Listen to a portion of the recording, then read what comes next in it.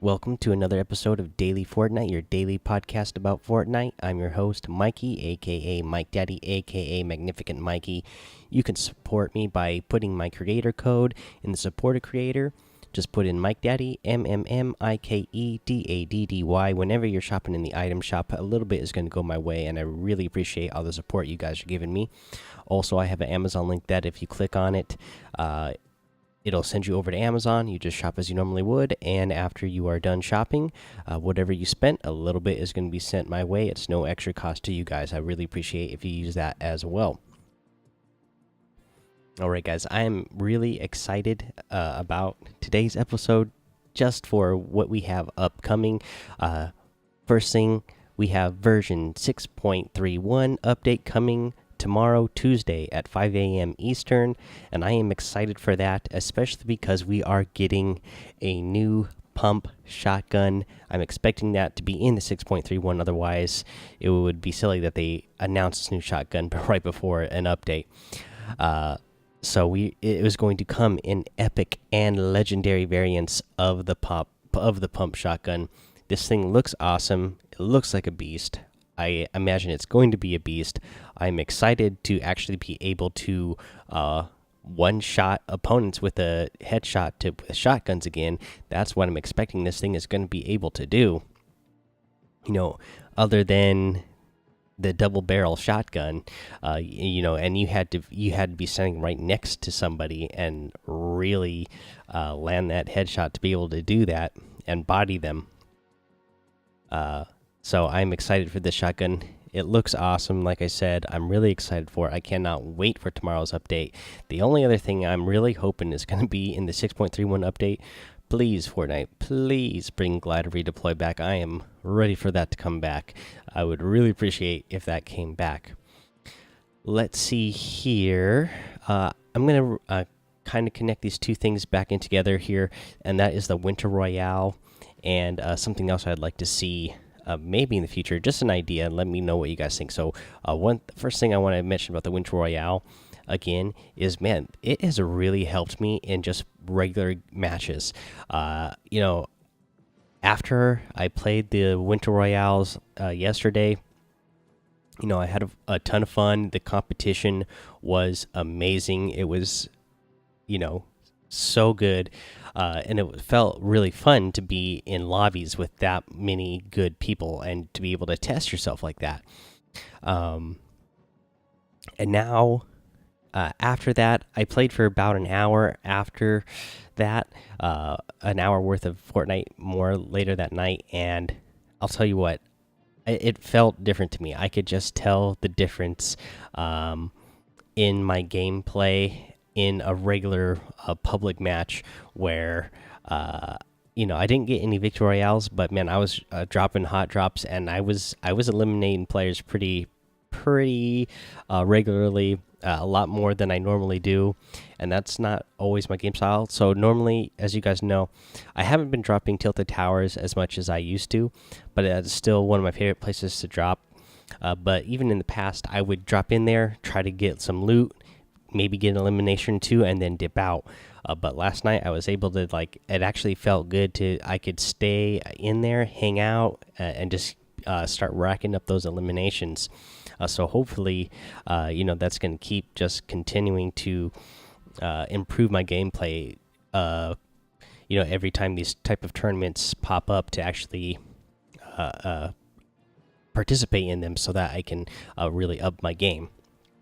Now, the thing I wanted to maybe think about, maybe a possibility in Fortnite, it'd be really awesome if they had a competitive mode, and I want to know what you guys think about that. So obviously we have, just your regular public matches, solos, duos, and squads. But what if you also had the option, just like you can change the option for like a fill or don't fill, maybe you could have another option there that was casual or competitive.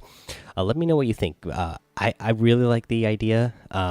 As you guys know, or a lot of you guys know, who hang out with me over in Discord or follow me over on Twitch, I used to play a lot of Overwatch, and they have that sort of system where there's a casual gameplay mode that you can play just for casual players, or you can play in the competitive mode, which is what I always did in Overwatch. And you could always, be trying to rank up in that system and really be testing yourself. And if Fortnite had a competitive mode, even though I mostly play casual, I probably would switch over to the competitive mode just so that I could be constantly testing myself and constantly be trying to get better at the game. Just because I feel like that's the best way to get better, is to put yourself against the best. Let's see here, but yeah, let me know what you guys think. The one negative thing that I can kind of see for that is, I don't know how it would split the community if you had a competitive mode and just a casual mode, because sometimes those players who are just super casual players, they get the wins, and I imagine it's got to be really satisfying, especially if it's just a single lobby. Then hey, I got the win over everybody else. You don't know if there was pros in there. You don't know if there's people who are really good in there that you ended up with, but it got the victory royale. So I could kind of see if you split it, player. I could see people, trolling people, saying like, "Oh yeah, you got a victory royale, but it was in casuals. You're not getting victories in competitive." So that would be the one thing that would kind of, I think, not be such a good thing. The one thing that I do like about it, that everybody just joins in the same match, is that you never know who's going to win, and everybody has a chance to win no matter what skill level you are. If you put yourself in the right situation, you can get the win. So that is one thing that I actually like about Fortnite. So like I said, it's got its pros and cons. So maybe it would be good, maybe it wouldn't be a good idea. Let me know what you guys think, if it would be something that you'd be interested in seeing in Fortnite, if there was some sort of permanent competitive mode that you could choose to play in, or just stay in casual matches. Let's see here. Let's head over to the item shop and see what's over in the item shop. We got a lot of items over in the item shop today. In the featured items, you get the Cuddle Team Leader. I am a big fan of this outfit. You got the Love Ranger outfit, and then you have the Tat Axe harvesting tool, and then you have another set in here, which is the Flower Power set. So you got the Far Out Man outfit. You have the Dream Flower outfit. You have the Drum Beat harvesting tool and the Tie Dye Flyer glider. Let's see here. You're also going to have the Battle Pass tier for 900 V-Bucks. Again, we're getting towards the end of the season here. It's amazing how fast the season has gone by. But they definitely always like to put these in the item shop, a discounted Battle Pass tier, so that way, if you're feeling like you're behind and you want to get some of those items faster, you can go ahead and get them. But also remember, guys, season Battle Passes, those items that need that have unlockable stages, they are still going to carry over from to the next season. So it just depends. You just have to wait it for yourself. Do you have enough time to play Fortnite that you have that you can grind and wait out those things, or are there items in the battle pass that you just really want real bad right now, and you're far away off and don't feel like you're going to have the time to get there? That's kind of what it's there for. Over in the daily items, you have the Intensity Emo. You are going to have the Fancy Feet emote in there as well. You have the Close Shave harvesting tool. And then you have the Commando outfit. Again, remember to use that code MikeDaddy, MMMikeDaddy, when you are shopping around in that item shop. I would really appreciate it. And then let's see here. Let's get to our tip of the day. The tip of the day today is going to be clear things that block your line of sight in the end circles, especially. You can do this when you end up in a a battle in any situation and there happens to be, houses or trees or rocks or whatever in between you and the opponent that make it hard to see your opponent, so that it's hard to keep track of where they are. Now, especially in the end circles, when people are getting in closer quarters, and you really want to be able to see your opponents and see where they are, and not have anything obstructing your view. So, obviously, you're gonna probably have yourself boxed up in a 1-by-1. But if you have the opportunity to, especially if there's a big tall tree that's standing out there in the middle of the circle, go ahead and shoot that down. You're obviously not going to want to get out of your 1-by-1 and go try to knock it down with your harvesting tool, because then you're leaving yourself exposed. But if you're in your 1-by-1 and you can back down your ramp so that you're not leaving yourself exposed, shoot down the tree or whatever is blocking your view. That way, you can really see around you better. You can tell better what direction people are shooting from. You can see when other people start engaging in a fight. That way, you can try to third party. There's a lot of good things that will come for blocking from destroying that thing that's blocking your sight. Also, if you happen to be on the side of the circle where that storm circle is going to start moving in your direction, you can block those things. That way, if the people who are on the opposite side and they have to run towards you, you'll have that structure out of the way. That way, when they are running and you're still in your 1-by-1, you won't have to worry about that whatever thing that is shot down, especially if it's a tree or whatever. That leaves them more exposed, less cover for them for them to hide behind without having to use their mats. Especially those end games, you want to try to get your opponents to use up their mats and try to conserve yours. That way you can build up and keep yourself safe in those zones. Alrighty, guys, that is going to be your episode for today. So go join the Discord, Daily Fortnite. Go follow me over on Twitch. I would really appreciate that. Come over there and hang out with me. Let's see here. Go subscribe to my YouTube channel. Go to Apple Podcasts and iTunes, rate, review, and subscribe to the show. Leave a 5-star rating and a written review, and you're going to get a shout out here on the show, just like we're going to do here for the Detroit Mofo.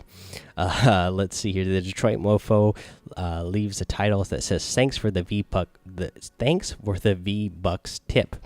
5-star rating, of course. It says, "I started playing Fortnite halfway through the 3rd season. In the 4th season, I bought Save the World, but didn't play it much. Sometime later, I discovered your awesome podcast. It was you that gave me the tip to log into Save the World every day to occasionally earn V-Bucks. I would have never known. Well, I have a tip for you and all your listeners to share. Start playing Save the World. I finally actually started playing Save the World 2 days ago and discovered not only can you collect V-Bucks by logging in, but also by playing certain missions. Just look at the different mission rewards. In the last 2 days, I've earned 200 V-Bucks. Check it out and save the world. Thanks again. My gamer name is Rowdy5K. Hope you mentioned me and this tip on your show. This is actually a great tip, Detroit Mofo, aka Rowdy5K. I've told people in the past, Save the World is actually a good thing to get just for the V-Bucks alone, just for the daily logins. It's every 7 days you're going to earn some V-Bucks. Already this season, I don't remember how many I've earned, but I've earned probably around 1,000 V-Bucks just from doing my daily logins. I have 500 V-Bucks right now. All 500 V-Bucks that I have right now have come from previous Save the World logins I've gotten. And he is right. You can earn V-Bucks by doing missions as well. Now, I know you guys know that one of the guys I made friends with in the community, and that I play with quite often with is BobDan69, and he was telling me just the other day we were I think we were playing with I believe it was Breadman Brett, and he was asking us about Save the World, and we were both telling him, yeah, that it's really worth it just for the V-Bucks alone. I think BobDan69 was saying that he has earned close to like 3,000 V-Bucks just this season between all his logging in and doing some of the missions. Now I haven't played it too much, so I haven't been earning those mission rewards very often, but every once in a great while I hop in there, do a mission, and then every once in a while I'll come across one where I will earn some V-Bucks. But yeah, if you guys just do a little bit a day, then yeah, you're going to start regularly earning some V-Bucks. Just yeah, like he said, look in the mission rewards. Each mission, when you unlock them, they're going to tell you what the rewards are for completing those missions, and every once in a while you're going to get some V-Bucks for doing some missions. So thank you, the Detroit Mofo, aka Rowdy5K, for that awesome review. I really appreciate that, because it really helps out the show, guys. If you do leave that 5-star rating and written review, also subscribe. Yeah, I am really excited for tomorrow's version 6.31 update. Can't wait to let you guys know what the patch notes are, let you know what the changes are. Again, hoping for big damage from this new legendary pump. Hoping that we get glider redeploy back, or at least some sort of hint when it might be brought back. And just excited to see what other changes might be coming. So I'm gonna get out of here so I can go get some rest before waking up early tomorrow to let you guys to give you guys the patch notes. Alrighty, guys. Until then, have fun, be safe, and don't get lost in the storm.